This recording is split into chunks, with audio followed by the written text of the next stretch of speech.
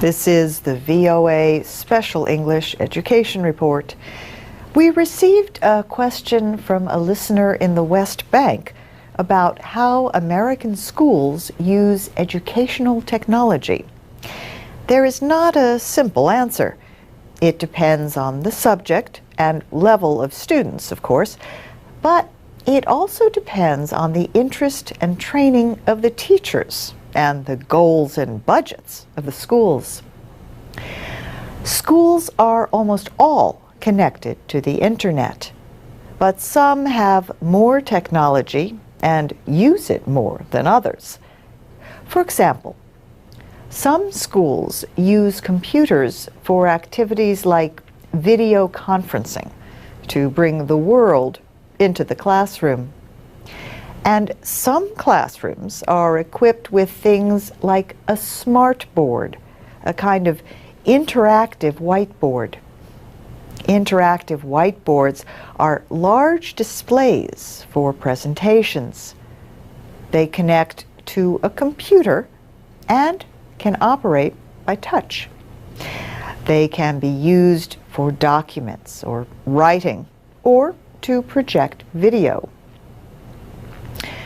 Some teachers are trying creative new ways to teach with devices like iPods and mobile phones. But educators say the most important thing, as always, is the content. Yet technology can have special importance in some cases. Cosmobot is a therapy robot. It stands about half a meter tall and has a blue body and a friendly face with big eyes. One child who works with it is 6-year-old Kevin Fitzgerald. Kevin has developmental dyspraxia. He has difficulty moving his mouth and tongue. He works with Carol Simango-Sprouse as he uses a set of buttons attached to a computer. He can make the silent robot move forward, backward, or around in circles. Kevin's mother thinks the robot has had a calming influence, helping her son get along better with his friends. Cosmobot was developed by Anthrotronics. Corinna Lathan started the company 10 years ago to work with children with cerebral palsy, Down syndrome, autism, and other developmental disabilities. Children become friends with the robot, she says. That can have a big effect on their behavior, helping them work harder and longer in therapy sessions. Corinna Lathan is currently working with a British company to develop other socially assistive robots.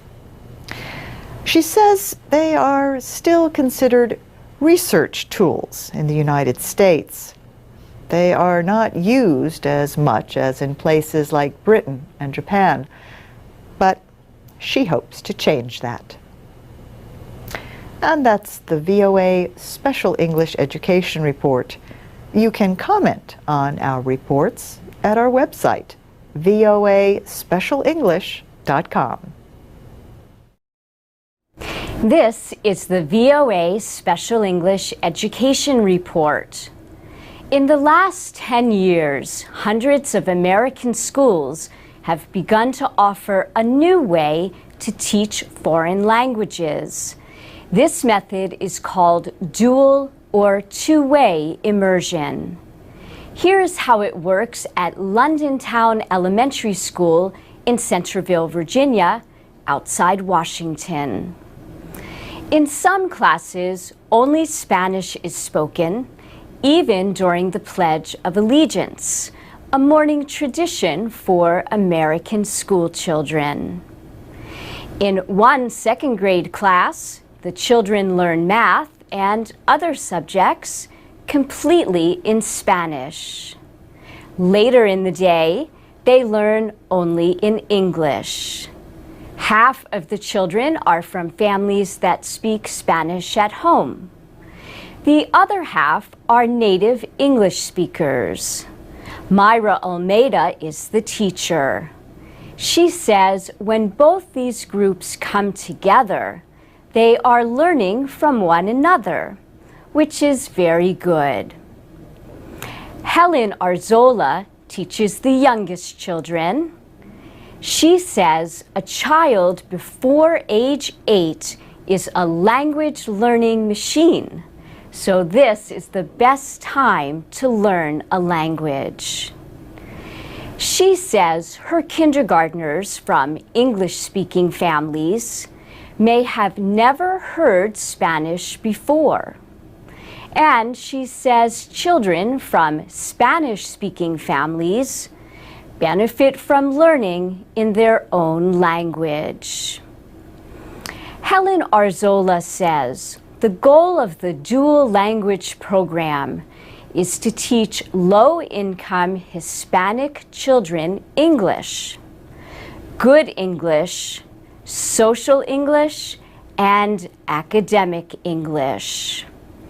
But some people are still not sure about these programs.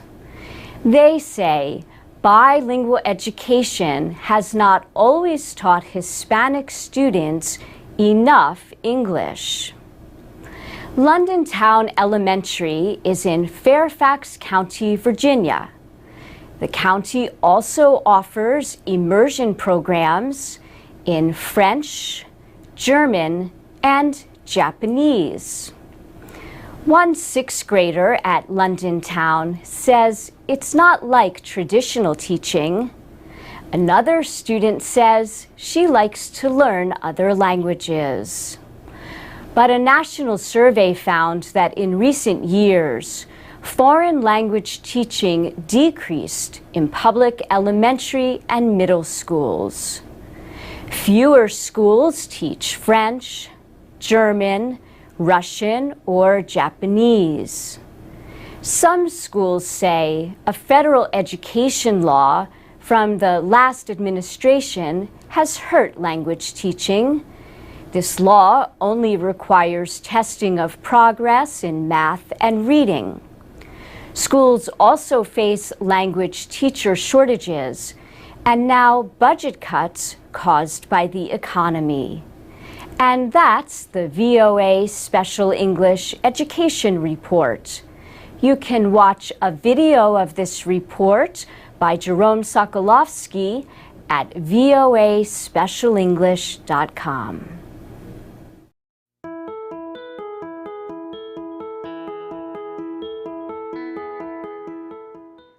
From VOA Learning English, this is the Education Report.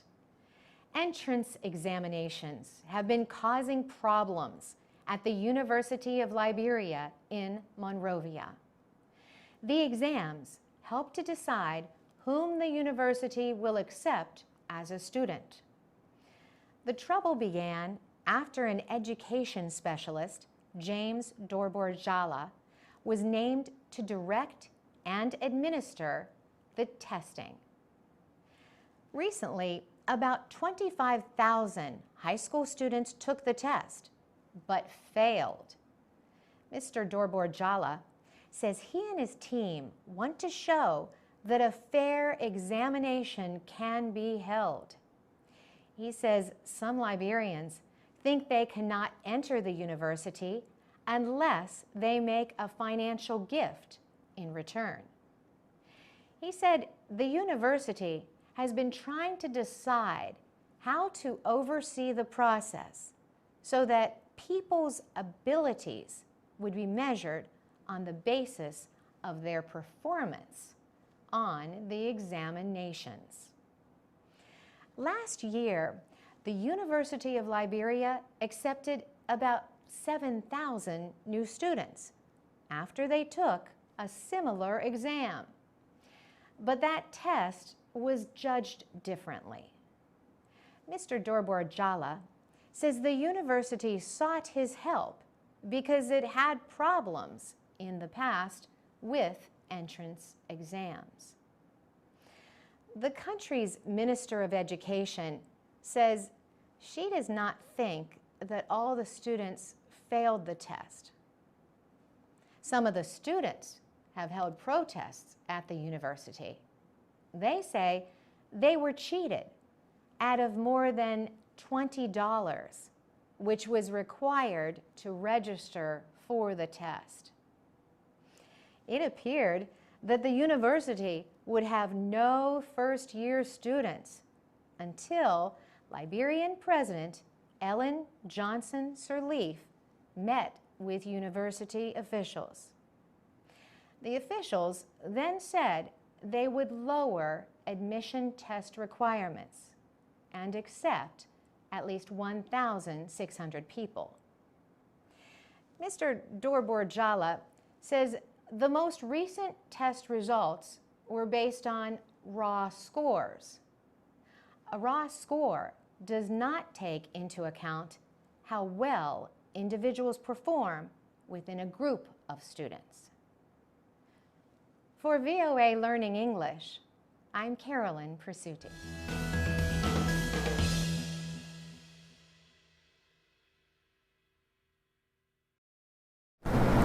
This is the VOA Special English Education Report.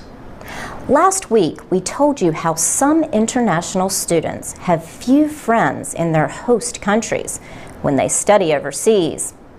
One study in the United States found that 38% of foreign students said they had no close American friends. Communications specialist Elizabeth Garys studied more than 450 foreign students. VOA's Jessica Stahl also investigated the issue in her blog, The Student Union.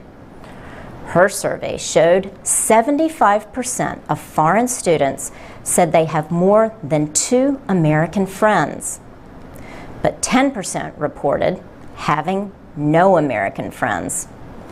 Elizabeth Garys at Baruch College in New York says efforts to improve relationships between the two groups of students have yet to be studied in detail.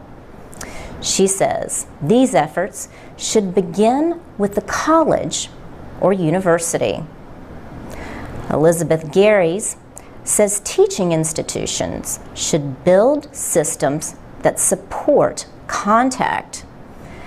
They can do that, she says, with group activities early in the school year. She suggests taking walks, going on bicycle, field, or camping trips, and attending parties, sporting events, or film festivals. She says such activities should be held repeatedly to bring students together throughout the school term. Elizabeth Garys also suggests that foreign students share housing with American students. Michigan State University is known for its programs for international students. Last year, about 5,900 students from 133 countries attended Michigan State. They made up perhaps 12% of the total university population. Peter Briggs directs the Office for International Students and Scholars at Michigan State. He says more foreign students are expected to register this year. Many students and community members are trained and prepared to help foreign students. The volunteers assist new students as they complete government requirements and find their academic advisors. Peter Briggs says the volunteers also help answer their traditional questions of new people anywhere. Where do I get an identification card? Which is the best bank? What is my cell phone plan? How do I get a social security number or driver's license? He says that kind of information is shared both formally and informally as students advise other students. We're really supporting that network, he says. Peter Briggs also notes that if the new students make friends as they begin school, they will come to feel part of the life and traditions of the university. For VOA Special English, I'm Laurel Bowman. From VOA Learning English, this is the Education Report in Special English. Drexel University in Philadelphia, Pennsylvania, is more than 120 years old.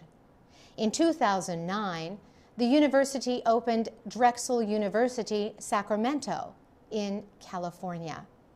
11 international students were part of the first class at Drexel University, Sacramento. Today, 32 international students are at the school, and they are all from China. The master's degree in finance program is almost entirely Chinese students. Most of the students are from Shanghai, a big financial center. Some are from the capital, Beijing. Sandra Kirschman is executive director at the university. She says a master's degree in finance is very attractive and a top degree in terms of return on investment. Drexel University started its master's degree in finance program in Philadelphia. Sandra Kirschman says it became popular with Chinese students from Shanghai and Beijing, and they told their friends. The Philadelphia campus has finance students from other countries as well. But Sandra Kirschman says the Sacramento program may appeal to Chinese students because the West Coast is closer to China and a gateway to the Pacific Rim. The courses are taught in English. She says students must do well on the TOEFL, or test of English as a foreign language, to be admitted to the university. The 18-month program costs about $55,000. International students pay full tuition. Sandra Kirschman says this helps the nonprofit university balance its budget and offer financial help to American students. Drexel's Sacramento location currently accepts only graduate students, but an undergraduate business program will start in the fall of 2013. For VOA Learning English, I'm Carolyn Presutti. This is the VOA Special English Education Report. The word cabaret brings to mind images of singers in nightclubs, or maybe Liza Minnelli performing years ago in the movie Cabaret. What the word does not bring to mind is college dormitories, dining halls, and early morning classes. But for the past 8 summers, hopeful singers have come to the International Cabaret Conference at Yale University. Think of it as a cabaret training camp in New Haven, Connecticut. The artistic director is Irv Rabel, a club owner in New York City. He says cabaret is a deeply emotional experience for a singer. Learning how to touch the heart of the audience may be the main goal of the conference. But the students also learn how to dress and do their hair and makeup. And they learn about sound, lighting, and marketing. The 38 students this year were ages 16 to 66. They came from all over the United States and other countries. Harold Sanditon is from the state of Oklahoma. He began his professional life as an investment banker. Then he became a theater producer for 20 years in London. Then he gave that up 3 years ago to start singing, which is what he wanted to do in the first place, but he never had the confidence.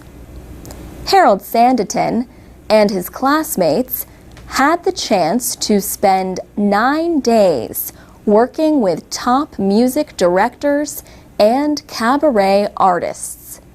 They included Laurel Massey, an original member of the singing group Manhattan Transfer, and Faith Prince, a Tony Award-winning actress. So now it is time for the first performance session.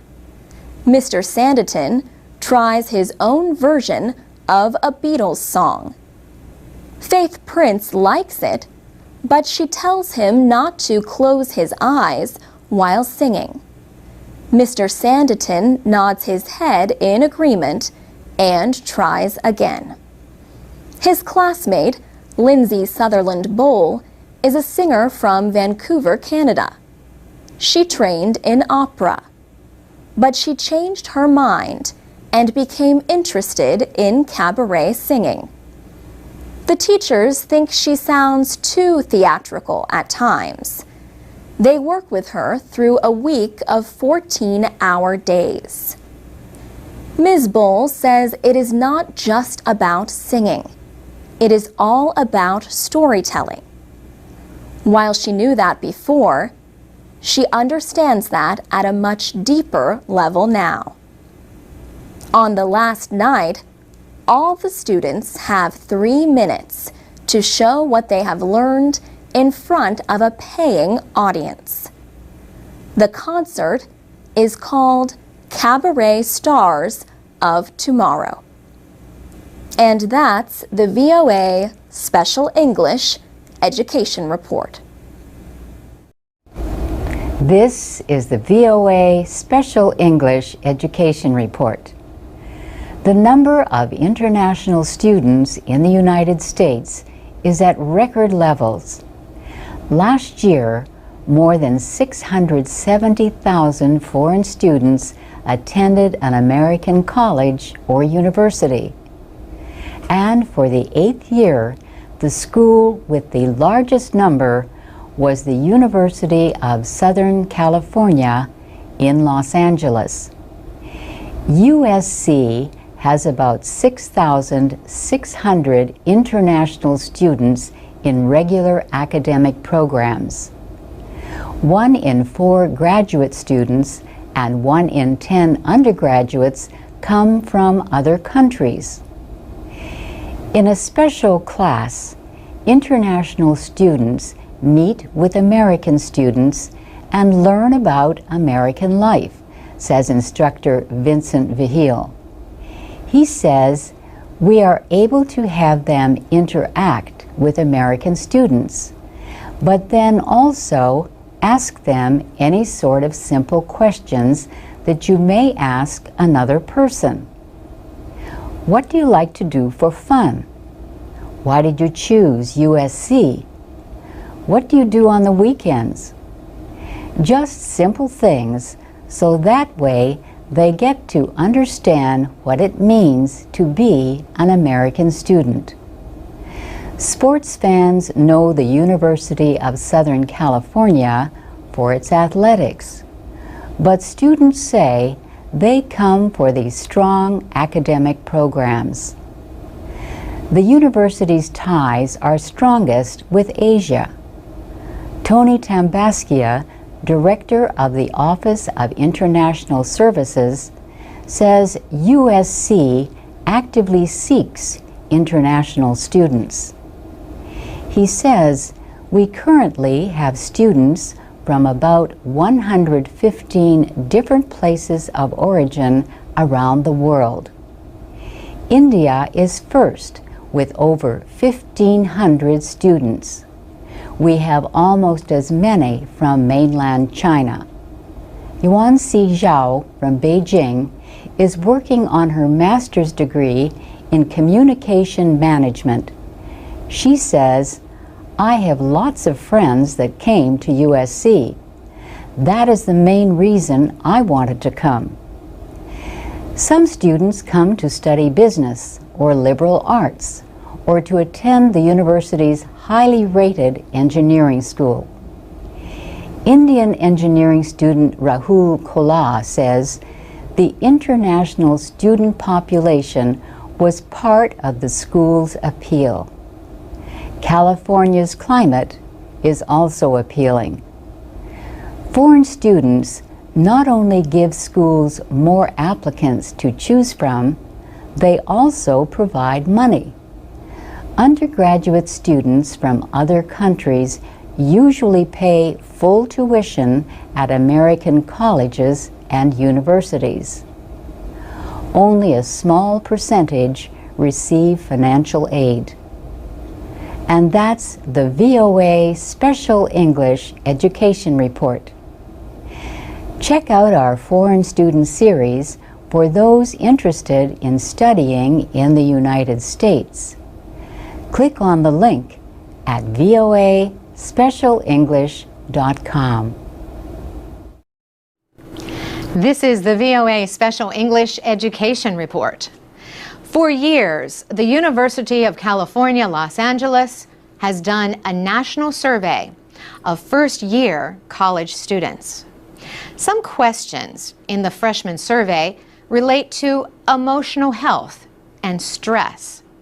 Last year, 29% said they often felt overwhelmed by all they had to do in their last year of high school.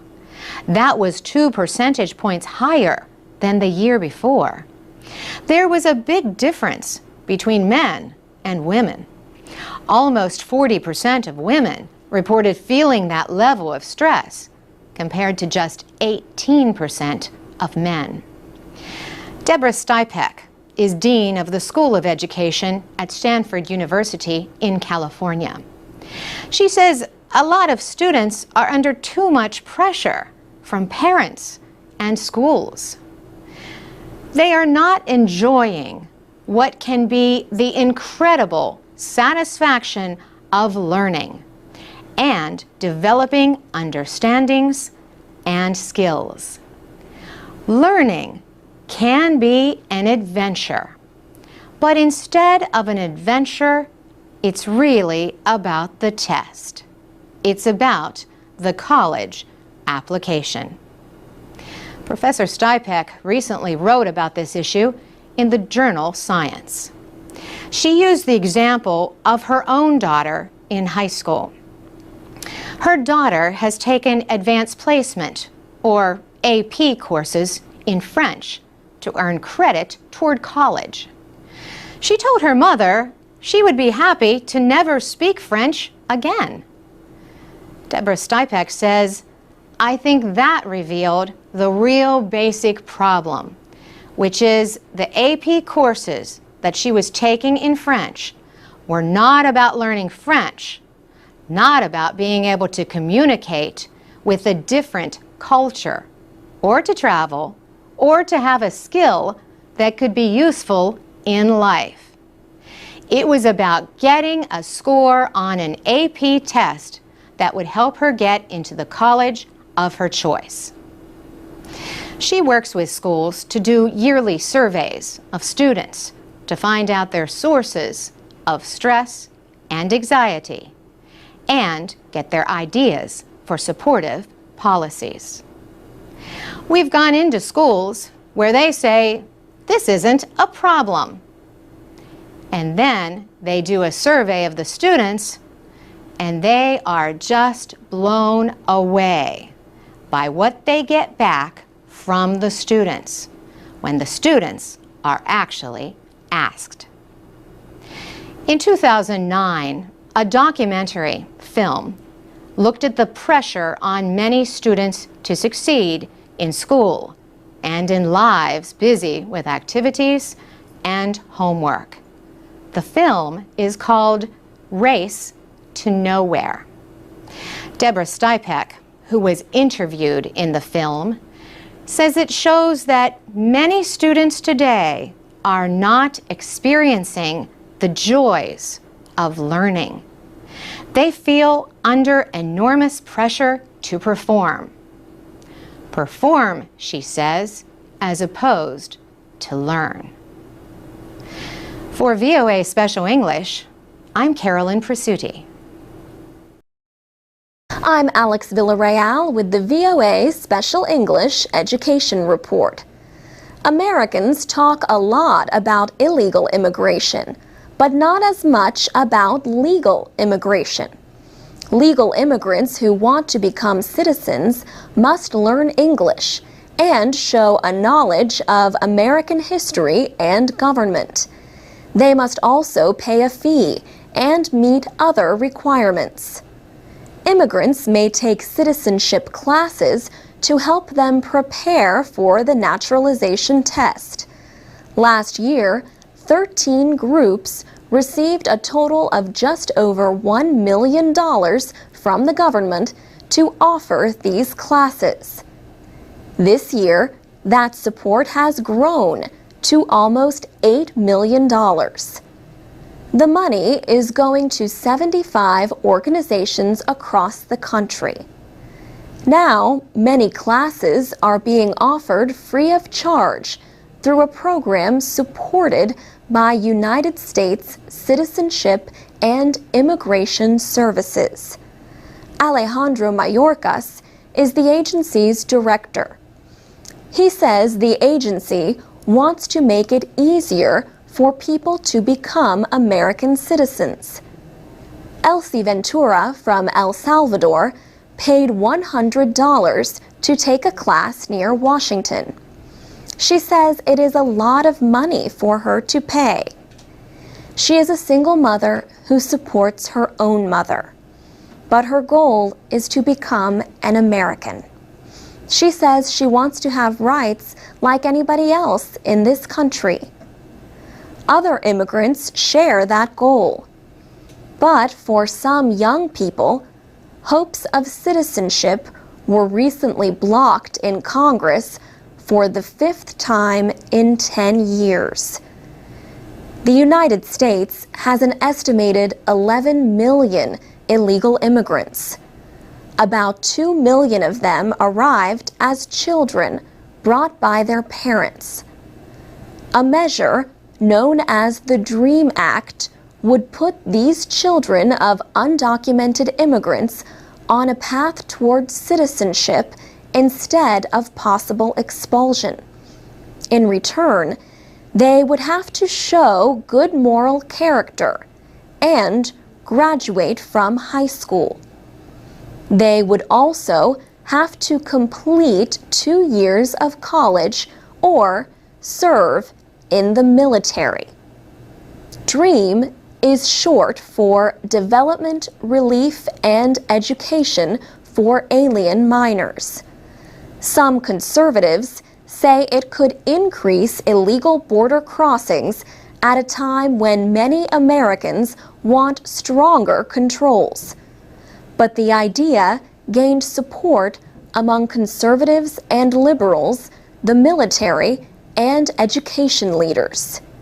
Still, the measure died in September in the Senate, where it was tied to a bill to let homosexuals serve openly in the military. Political observers do not expect Congress to consider the DREAM Act again before congressional elections in November. But they do expect supporters to keep trying in the future. For VOA Special English, I'm Alex Villarreal. This is the VOA Special English Education Report. In the American state of Massachusetts, some teenagers who break the law are sentenced to Shakespeare. 12 young actors rehearsed the opening of Henry V. They started meeting in May. They have less than 2 weeks to go before they must perform the play for the Shakespeare in the Courts program. Like most of the others, 15-year-old Tim was not a fan of William Shakespeare. He is here for a violent crime, assault and battery. He says, "The judge sentenced me here, so my first thoughts were, Shakespeare is not my thing. I'd rather not. It's a lot easier than picking up trash, so I gave it a try." And he discovered there is a lot to like about the English writer who died in 1616. The young actors return the trust and respect that director Kevin Coleman shows them. They clearly enjoy working with him and with Shakespeare.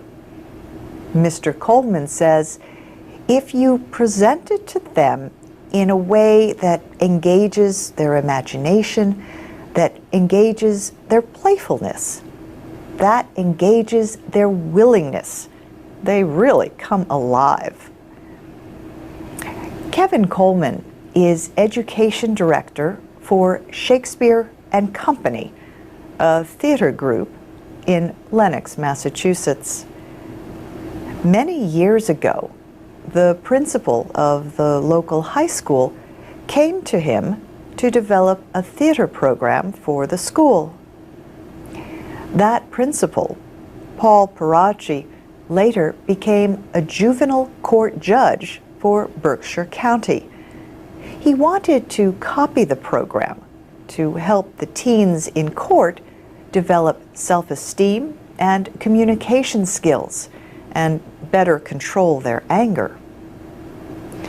More than 200 kids have been sentenced to Shakespeare. The program is 10 years old, and it has received a lot of recognition, including an award in 2006 from the White House. Paul Paracci left the court last year at 70, the age when judges in Massachusetts must retire. But Shakespeare in the courts is still going strong under the direction of Kevin Coleman. He says, we're not there to fix them. It's not about fixing them. Will they get into trouble after they have done this program? Sure, because they are adolescents. Will they get into as much trouble? No. 15-year-old Tim already sees a change in himself. He says he has more patience to get through long scenes. Paul Paracci says all the hard work is clear in the final performance. And that's the VOA Special English Education Report. You can watch a video of this report at voaspecialenglish.com.